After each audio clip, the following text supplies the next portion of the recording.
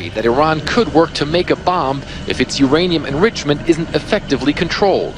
The IAEA says Tehran has not given it enough information to prove the nuclear program is solely for civilian purposes.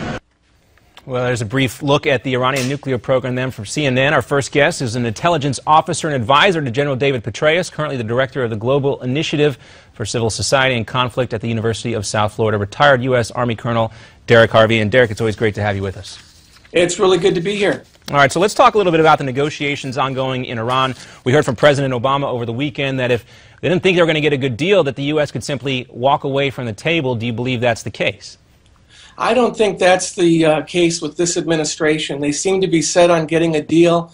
They say the right things about it has to be a good deal. They're not going to accept a bad deal. But all the indications are that they are really determined to come out with a deal, even if it is going to be hurtful to the interests of our regional security and the security of our friends in that part of the world. Now, I would assume the Obama administration's calculus here is that if they do not walk away from something, at least to build on here with the Islamic Republic, that there could be an end, I guess, to whatever kind of communication has been ongoing thus far. Do you think that's their calculus? Well, I think they're thinking that in part. You know, they really want a deal. But the problem is that, you know, with Iran, they do not have to be in the driver's seat. We are giving away, you know, considerable leverage over the course of the past several years. And critically, at this point in time, we seem to be desperate for some sort of an agreement. And that is very troublesome. Now, we've seen this a number of times in the past where they come to the negotiating table, it looks like they get close to a deal, and then the two sides split up and go their separate directions, only to say they're going to come back to the table and talk again. Do you see anything different this time around that might mark a change? No indications of that right now. You know, the key thing here is Iran appears to be set on moving forward with their nuclear program. The administration seems to be wanting to find a way to give them a pathway to that over a 5 or 10-year mark.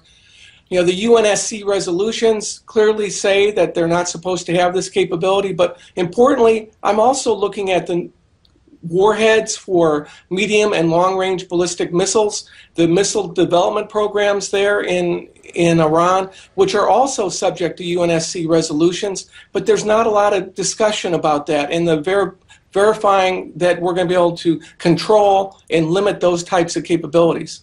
Now, some folks have suggested the only thing that could really bring about a change in terms of our relationship with Iran is real regime change at the supreme level. Do you see anything to indicate that if a deal is not brokered here, that might backfire on this administration? I don't see any real prospect for a change in the orientation of Tehran's leadership. Now, in the next 5 years, even 10 years, there seems to be a hope, and I think it's naive to think that getting a deal is going to bolster some small segment of a moderate Western-leaning element that can eventually come to power over the 10-year period. They do not seem to understand the character and nature of this regime. It continues to seek regional hegemony, and it threatens Gulf Arabs, Turkey, and Tel Aviv. Now, you mentioned that word naive, and I think a lot of folks would agree with you here. You really think that this is at the crux of this administration's decision to push forward, because you might be able to pin that on a guy like President Obama, but you have a guy like John Kerry, who's been a longtime member of the Senate Foreign Relations Committee. This guy has had a lot of experience in this area, and you'd say this gentleman, John Kerry, should know better.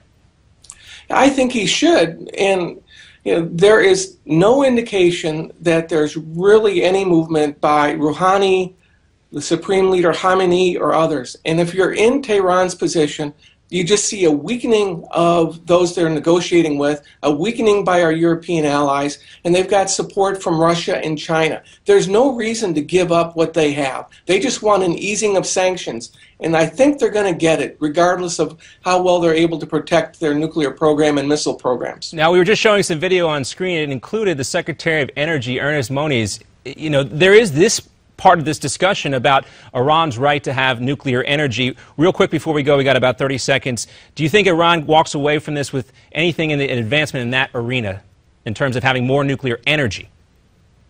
I think that probably is a very good possibility. I think they're going to get a lot of what they want if this deal goes through. and that's going to be unfortunate for us. And in the process, by the way, we are losing a critical partner in that part of the world, Iraq. That's true. Well, we'll have to leave it there, and that's certainly something to be concerned about, losing Iraq. But we got to go. Thanks so much, Colonel Harvey. We'll be right back with Alan Dershowitz talking about the same subject right after this. Colonel Harvey will be back too.